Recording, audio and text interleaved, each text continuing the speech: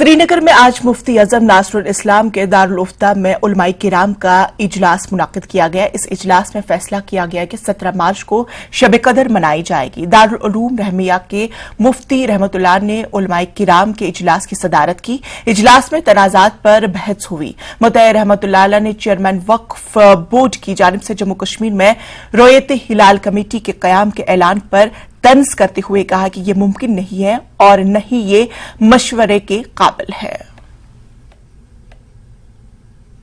बाहमी मशावरत और इत्तेफाक राय से मंदरजा झैल फैसले पे आज के बाद अमल दरामद होगा। 17 अप्रैल को शब कदर मनाई जाएगी सदा इंशाअल्लाह। 20 अप्रैल को चांद देखने की साई होगी। अगर रुयत हुई तो उस सूरत में कज़ा का रोजा ईद के बाद रखा जाएगा। रुयत के तरीक़ेकार को मजीद फाल और मुस्तहकम बनाने के लिए दीनी तंजीमों से राबिता और उलमा से मुशावरत करने के बाद ही आइंदा का इजलास होगा, आइंदा का ऐलान किया जाएगा। आइंदा के लिए मौलवी उमर फारूक साहब, मीर वाइज कश्मीर, मौलाना रहमतुल्लाह साहब कासमी, मोहतमिम दारुल उलूम रहीमिया, मौलाना गुलाम रसूल हामी कारवानी इस्लामी, प्रोफेसर मोहम्मद तोयब साहब कामली, हुज्जतुल इस्लाम मौलाना आगा सईद हसन अल मूसवी असफ़ी, जनाब गुलाम मोहम्मद भट्ट साहब सदर जमीयत अहले हदीस जम्मू कश्मीर, जनाब फयाज अहमद रिजवी सदर नायब सदर सऊतुल अवलिया, सैयद शबीर गीलानी सदर सादात इंटरनेशनल, सैयद मोहम्मद असलम अंद्राबी नायब सदर मुस्लिम पर्सनल बोर्ड, सैयद मसरूर अब्बास अंसारी साहब सदर इत्तेहाद मुस्लिमीन, जनाब मुफ्ती नज़ीर अहमद साहब जम्मू। ऐलान से कबल मुशावरत की जाएगी और इनसे मुशावरत की जाएगी ऐलान से कबल, और यह सिलसिला आइंदा भी जारी रहेगा। सरकारी सतह पे फल्कियात के महकमे से ताउन हासिल किया जाएगा।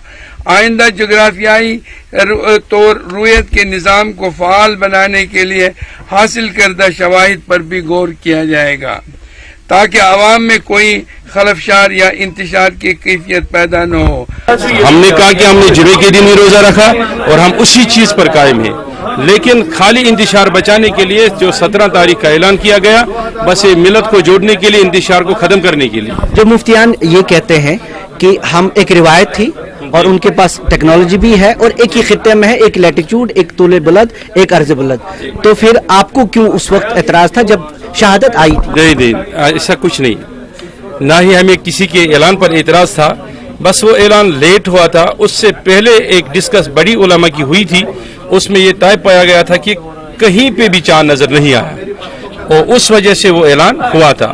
फिर जब ऐलान वापस आ गया तो उसके बाद हमने कहा कि नहीं, ये जब शहादत ही नहीं मौसूल हुई तो ऐलान नहीं हो सकता। यहाँ हमारा ये कहना कि रुयत हिलाल कमेटी बनाएंगे बहुत आसान है, जैसे अभी वक्फ बोर्ड ने ऐलान किया था। मेरा बहुत दिल चाहता था उस बहन से बहुत अदब से खिताब करूं और मैं समझता हूं ये फरीजा है, हम उससे कहें आप इंतजामी ओहदे पर हैं, लेकिन मसाइल को डील करना ये उलमा का मकाम है। आप औकाफ के इंतजाम को चलाएं, अपनी सलाहियत वहां खूब खर्च करें, जो आपको उसको बेहतर बनाना है वो बनाएं, लेकिन शरई मसाइल में दखल देने का हक किसी इंतजामी आदमी को नहीं है। रमजान के चांद को लेकर जो तनाज़ा इस बार खड़ा हुआ, उसको लेकर श्रीनगर में जो आज उलमा की कॉन्फ्रेंस हुई, उसमें 2-3 चीजें खास सामने आई।